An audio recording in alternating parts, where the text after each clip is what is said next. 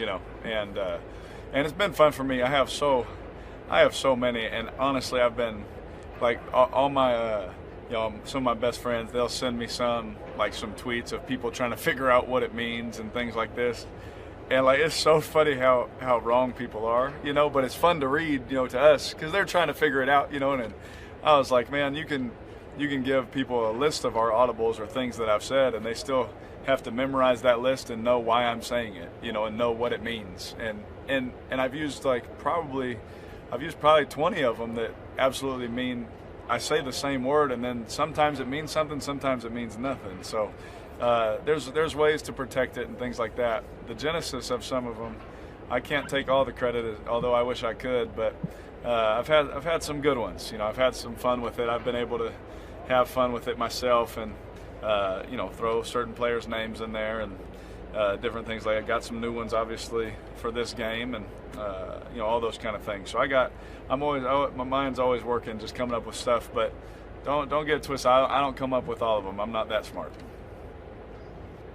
Hey, Derek, can I ask you, you're playing at such an elite level right now. How would you compare that 2016 season to this season? And I mean, there's MVP chatter, obviously, back then, even now this year. How do you compare the two seasons, and are you playing better this year than in 2016? Chris, it's hard to say. It's two different systems, It's two different systems. It's two totally different teams, And I've always felt, especially this year, I've always felt that I've gotten better every season. And, I haven't went anywhere, Chris. I've been here the whole time. My process hasn't changed since back then, and it's not going to change now. And if I can add to it, I'll add to it. But it does help when you get to be in the same system for 3 years. It does help when you're hearing the same voice in the headset. You're hearing the same voice, Monday through Saturday. Here it helps to have continuity up front and at skill positions. And quarterback is a great position that we all love to talk about, but I cannot do it alone, and no one in this world can. No matter how awesome we think certain guys are and things like that, if you change the situation for them, things will be different sometimes. And so it's always a process. It's always tough. But I'll let you guys debate on what year is my best year. Chris, in the nicest way, I just don't care. I'm on a mission right now to continually get better and lead this football team. Derek, does this 6-4 feel different than where you guys were last year when you were 6-4? Josh, me and Mr. Mayock, I said the same words to him. I said, he in our conversation the other day, he was like, we were 6-4 last year, and I said, yeah, but this feels different. He said, I agree. I think we both feel that it's different.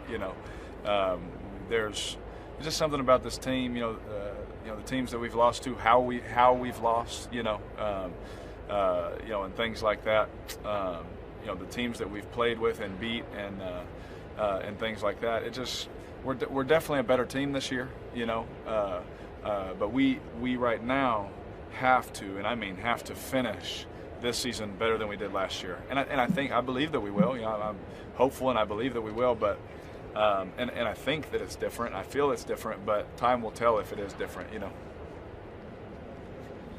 Hey, Derek, I thought you said something interesting Sunday, that a lot of your winning routine goes back to your rookie season and working with Coach Olson. I was wondering if you could just expand on that, what he instilled on you then, and how your relationship has grown over the years, and maybe what's changed, what he helps you with now. What I love about Olson, Coach Olson, I call him Ole, so I try and say Coach to y'all.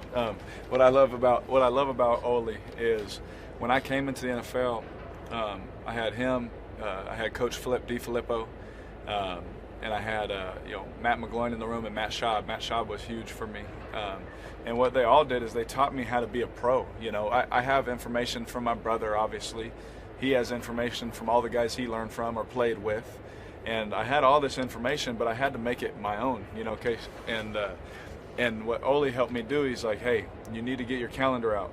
This is when I'm throwing. This is when I'm watching this. This is when I'm watching it. And you have to have a winning routine. We still talk about it. I kid you not, I'll be asleep and I'll wake up thinking about my winning routine because Ole has said it to me for so many years now, and it's just stuck in my brain. And I learned how to take all of that information that I had and put it on paper and then put it to use. And then I'd play and it takes time. You have to have a process. You have to play games and be like, well, I didn't feel prepared for that situation. Then you got to add something to it, or you got to change something, and what days you're watching what film, when are you doing this, when are you watching that. And so Coach Olson really taught me how to be a pro. He taught me how the superstar quarterbacks do it. And he said, if you want any chance at being one of those, you have. This is just a proven formula. And so for me, like, I just wanted to be as best as I could. So I took that formula and I've kind of just made it my own over the years. And I thank Ole for that, because he gave me structure. He gave me. I'm someone that. I love to play in a really big yard, but sometimes if you give me just a little bit smaller yard with some structure, I'm better. And I feel like he did that for my brain. He kind of took all that information and said, all right, now put it in this box and find out where it goes. And he helped me do that.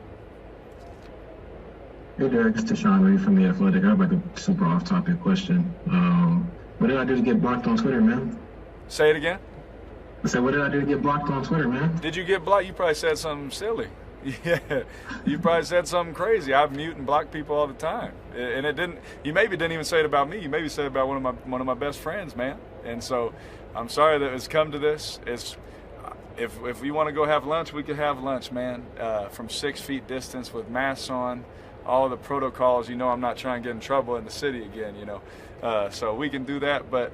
I blocked, man. Some of y'all probably got blocked on here too, but we're still friends, I just don't want to read the negativity, man. I don't want someone to tweet it or come out. I don't want to see it, So it's nothing personal, man. That's social media. I'm still me in person, Not even sure where to go after that, but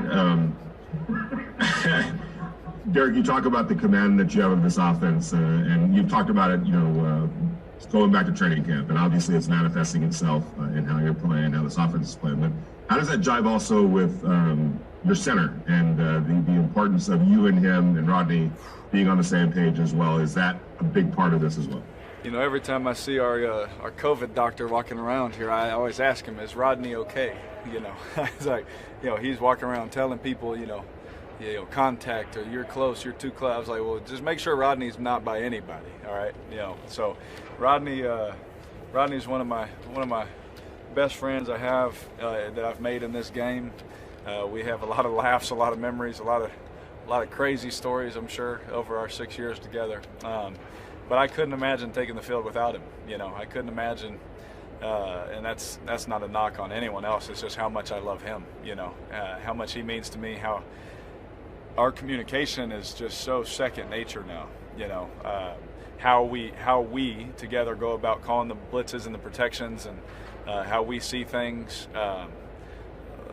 I am extremely blessed to have a center like him. And to have him when I got him, I was really young too when I got him in my second year, and I've been able to grow with him, and we've been able to grow together in this league, and it's a beautiful thing, man. And that whenever you can again get a group of guys, a whole team, obviously you want all 53, but if you can get a majority of them, 25, 35, those guys that can always grow and play together for a lot of years, a lot of good things can start happening, man. And I feel like we haven't seen everything, but we've seen a lot. I'll say that, together, and especially him playing with a young quarterback, we were seeing different kinds of stuff all the time, and now it's grown to a place where a little bit more respect. You still get heated up, and people still want to hit you, but people kind of respect what he's been able to do and what we've been able to do together with the protection. So it's kind of cool to see that, and I'm glad I'm not a second year guy anymore. But those blitzes still come out of nowhere.